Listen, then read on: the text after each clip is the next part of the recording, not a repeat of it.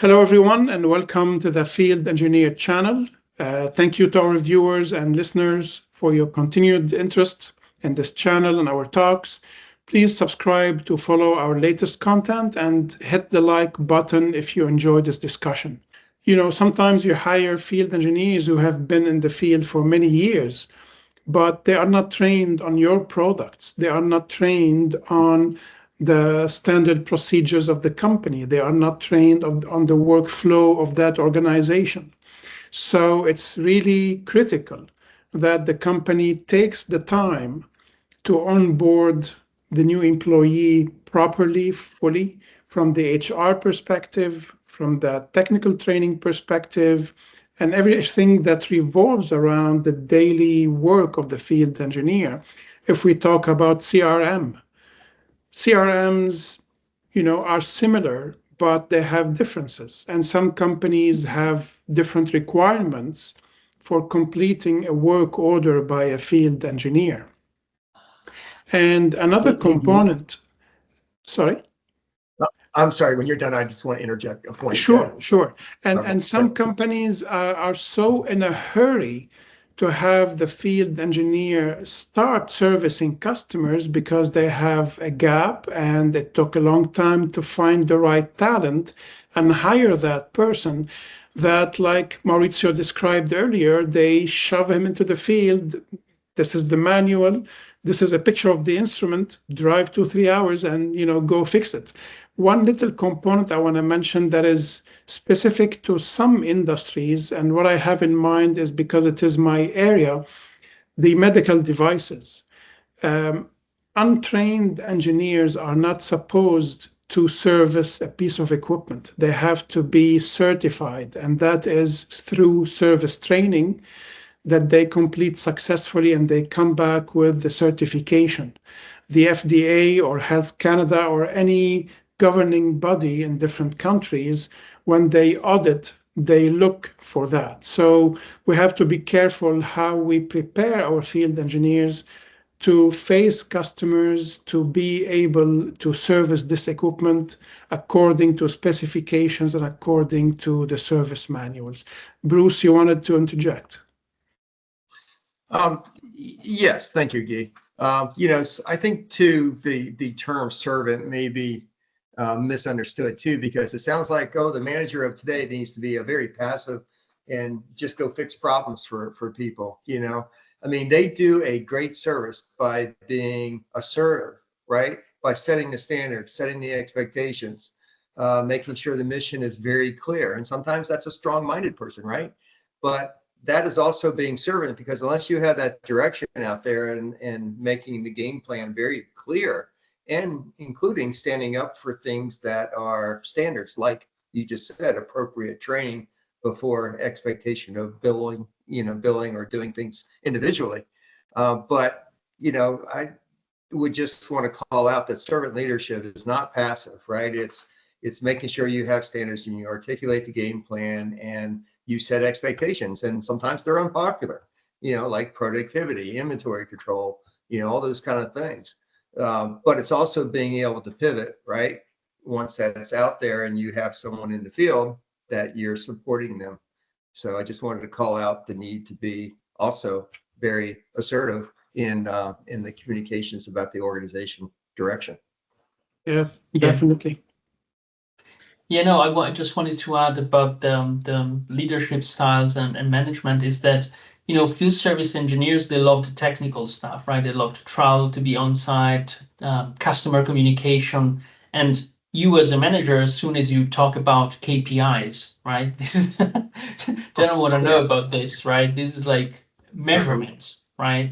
And so you have to find a way how to bring also these topics, as you said, Bruce, they're unwanted topics, but it's part of the game.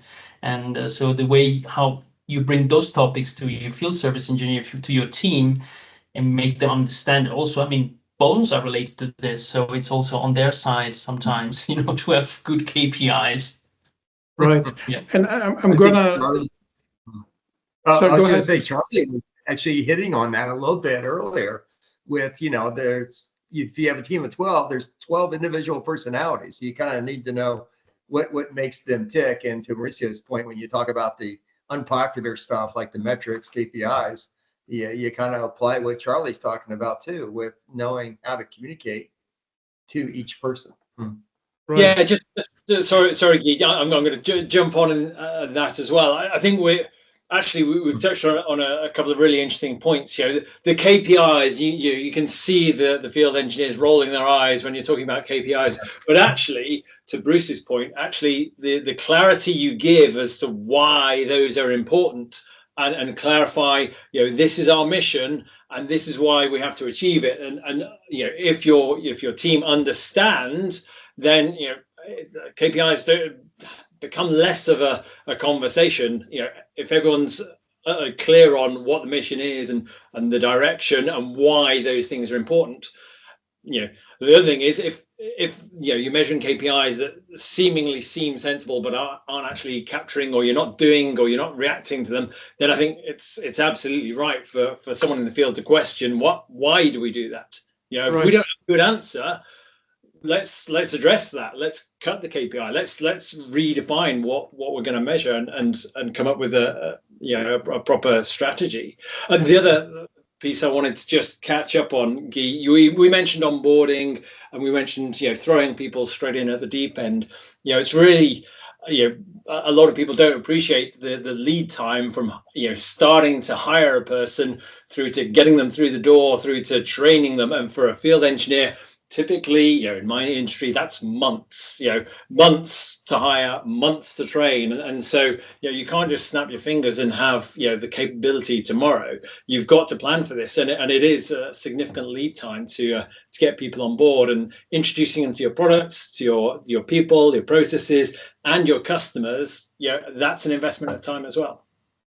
Indeed. I just want to elaborate a little bit more on KPIs, the key performance indicators.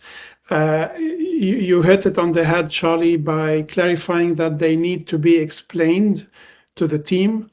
And it's even a little bit further than that, because customers have expectations and they have contracts with the company.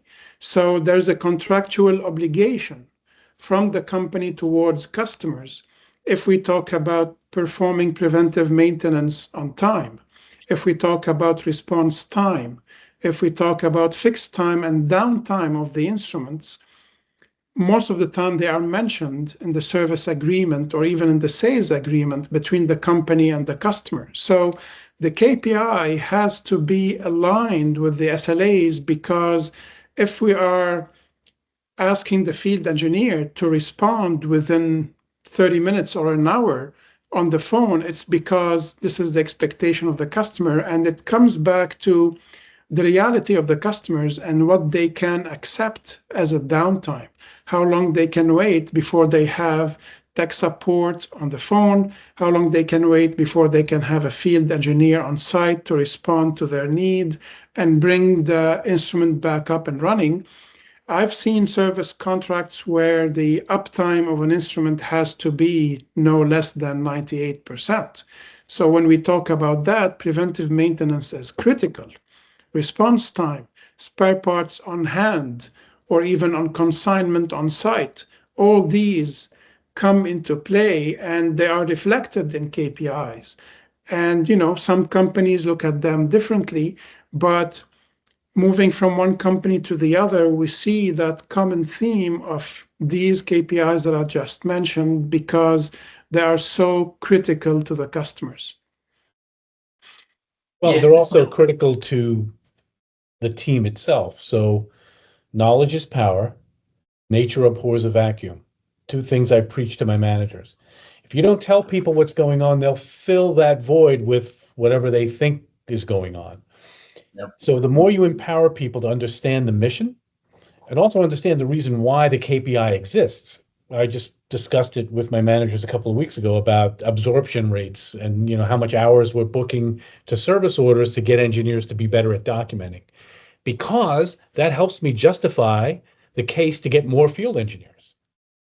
So it's always the what's in it for me argument, but that's okay. Getting people to understand why we're doing a thing has them more engaged in the process, more voluntarily following it versus begrudgingly doing something. But I think, and again, you're also helping people develop as service professionals by letting them understand why the KPIs exist, versus that some manager in a room looking at charts and it's a means to an end, right? So again, this is part of servant leadership, communication, right? Conceptualization, change management. You got to get in front of it with the team and let them know why. Even down to the individual field engineer level. After this, I have a meeting with one of my field engineers who just wants to talk to me. And there's different layers of management, but you never miss the chance to engage one of your team members, no matter what position you're in, right? So, and it's a chance to kind of evangelize these topics.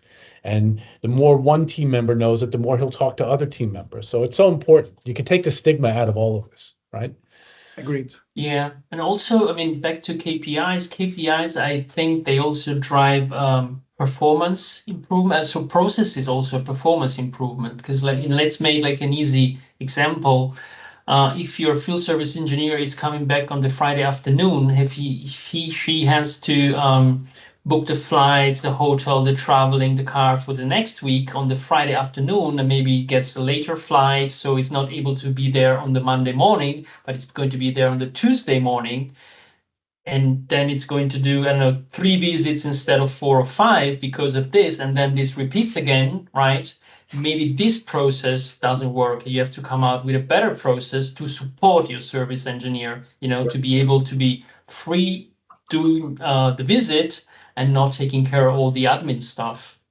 This is, an example. Yeah.